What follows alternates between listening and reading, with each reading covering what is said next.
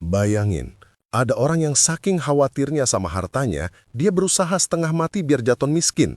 Tapi anehnya, setiap kali dia coba rugi, kekayaannya malah makin nambah berkali-kali lipat.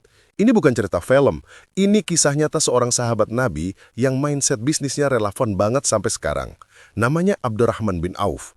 Kisah beliau ini bukan cuma soal sejarah, tapi sebuah blueprint atau cetak biru buat siapapun yang mau membangun kemandirian finansial dari nol dengan cara yang berkah dan anti pusing.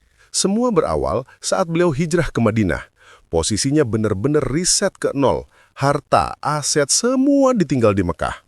Ketika seorang sahabat di Madinah menawarkan separuh hartanya, apa jawaban beliau? Jawabannya legendaris, "Terima kasih, semoga Allah memberkahi hartamu dan keluargamu. Cukup tunjukkan kepadaku di mana letak pasar." Kalimat ini adalah kunci pertama dan yang paling penting. Tunjukkan di mana pasar, bukan di mana bisa dapat modal atau produk apa yang lagi tren. Beliau fokus ke pasar dulu. Ini mindset yang seringkali kebalik sama kita. Kita seringnya mikirin mau jualan apa berdasarkan hobi atau apa yang kita bisa buat. Abdurrahman bin Auf justru mencari tahu dulu orang-orang di sini butuhnya apa, masalah apa yang bisa diselesaikan. Setelah tahu pasarnya, beliau mulai berdagang dengan apa yang ada. Jualan keju kering dan minyak samin. Modalnya kecil, untungnya juga nggak besar-besar amat. Dari sini kita masuk ke prinsip kedua. Perputaran cepat lebih baik dari keuntungan besar. Beliau nggak menumpuk barang dan nggak ngambil untung yang mencekik leher. Ambil untung sewajarnya, yang penting barang cepat laku, modal kembali, lalu diputar lagi. Dengan cara ini, cash flow jadi sehat dan bisnisnya tumbuh secara organik. Nggak ada cerita pusing mikirin cicilan. Ini adalah seni bermain the long game atau permainan jangka panjang.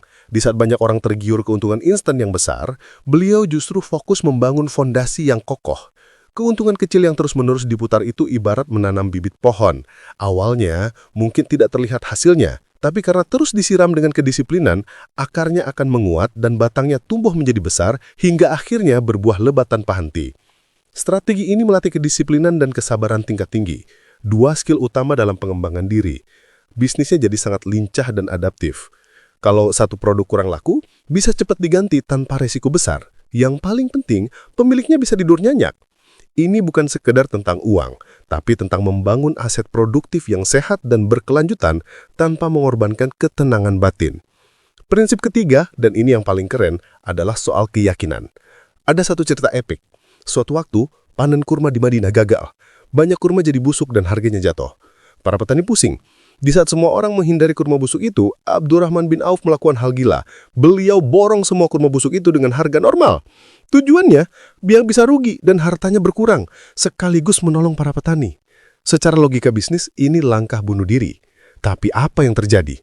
Gak lama setelah itu, datang utusan dari negeri Yaman. Ternyata di negeri mereka sedang ada wabah penyakit, dan obatnya adalah kurma busuk.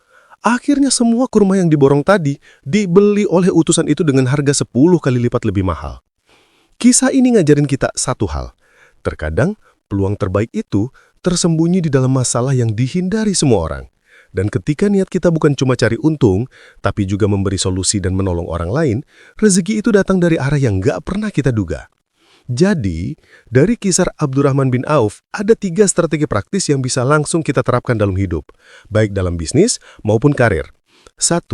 Kenali pasar kita. Cari tahu apa yang benar-benar dibutuhkan oleh lingkungan sekitar, bukan cuma apa yang ingin kita jual. 2. Fokus pada perputaran, mulai dari apa yang ada di tangan, putar keuntungannya secara disiplin. Hindari beban finansial yang bikin tidur nggak nyenyak. Pertumbuhan yang lambat tapi sehat, jauh lebih baik daripada pertumbuhan cepat tapi rapuh. 3. Miliki niat untuk memberi manfaat.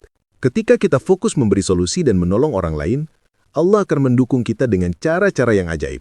Pada akhirnya, Abdurrahman bin Auf wafat dalam keadaan super kaya. Bukan karena beliau serakah, tapi karena setiap kali beliau mencoba melepaskan hartanya di jalan kebaikan, Allah justru melipat gandakannya. Ini bukti bahwa mindset berkelimpahan yang sesungguhnya bukanlah tentang menumpuk harta, tapi tentang keberanian untuk terus memutarnya di jalan kebaikan. Setiap hari, satu langkah lebih baik.